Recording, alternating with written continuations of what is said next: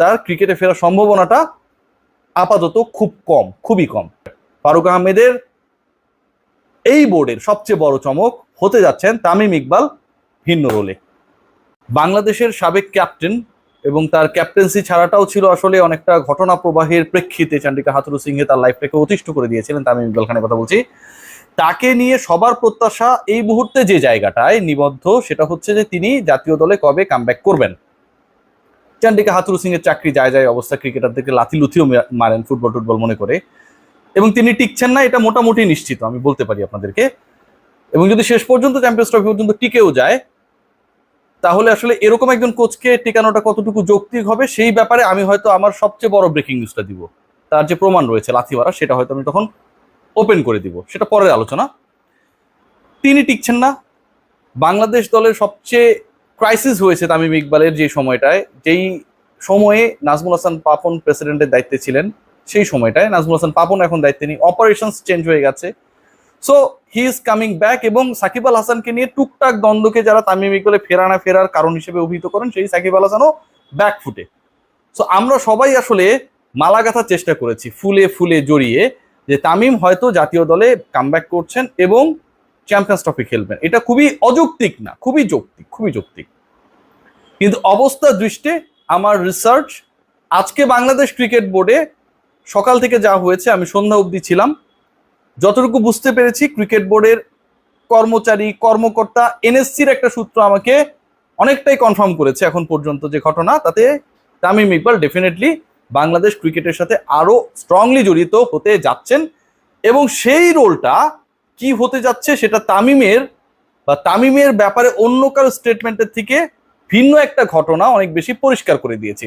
খালেদ মাহমুদ সুজন বাংলাদেশ জাতীয় দলের সাবেক ক্যাপ্টেন, বিসিবির সদ্য সাবেক পরিচালক, গেম ডেভেলপমেন্ট কমিটির চেয়ারম্যান, ক্রিকেট অপারেশনসের ভাইস চেয়ারম্যান, তিনি আজকে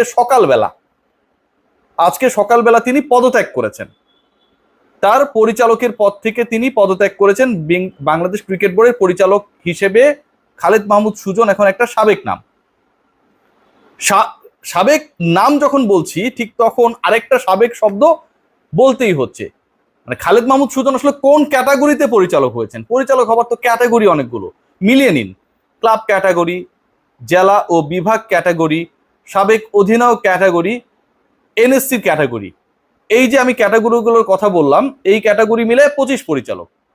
সাবেক অধিনায়ক ক্যাটাগরিতে একজনই বাংলাদেশ ক্রিকেট বোর্ডের পরিচালক হতে পারেন, একটাই কোটা, এবং সেই কোটায় খালেদ মাহমুদ সুজন 2013 সাল থেকে এখন পর্যন্ত পরিচালক নির্বাচন করে পরিচালক হয়েছেন।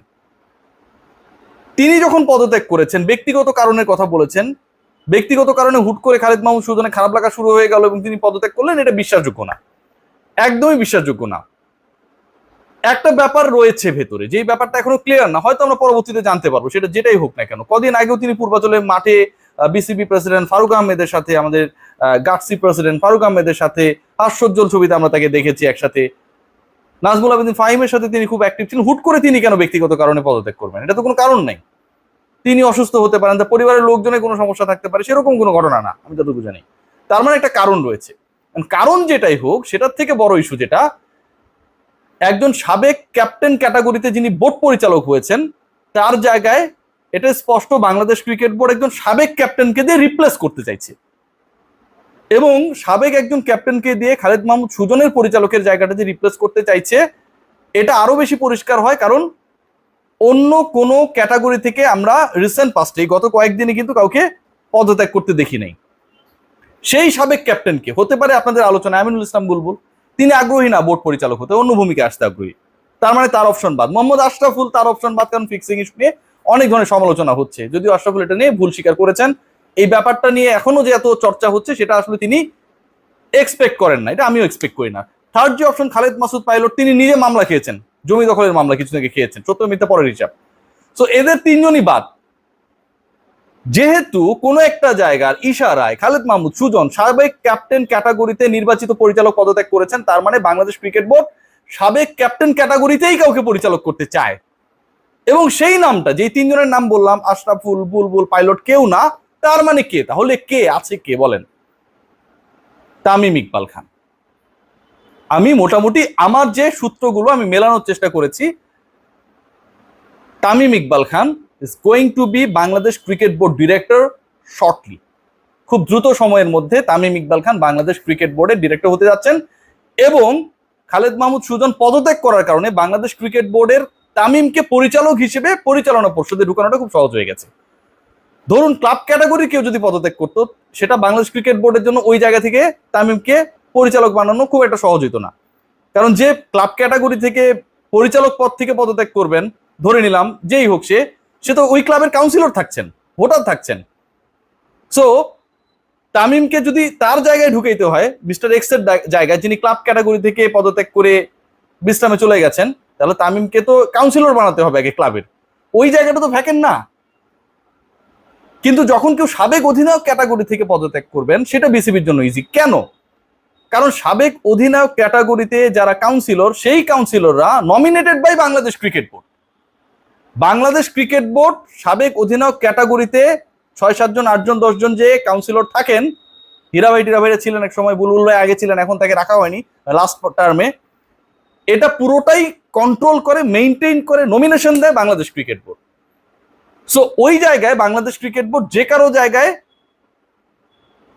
তামিম ইকবাল খানকে রিপ্লেস করতেই পারে, এবং এরপর একটা ওপেন ইলেকশন দিয়ে দিবে, যেখানটায় সাবেক অধিনায়ক, এক্স ক্রিকেটার এবং বিভিন্ন শিক্ষা বোর্ডগুলোর ভোট রয়েছে, বিকেএসপির ভোট রয়েছে, সেই জায়গা থেকে 16টা সম্ভবত ভোট আসবেন তামিম ইকবাল খান।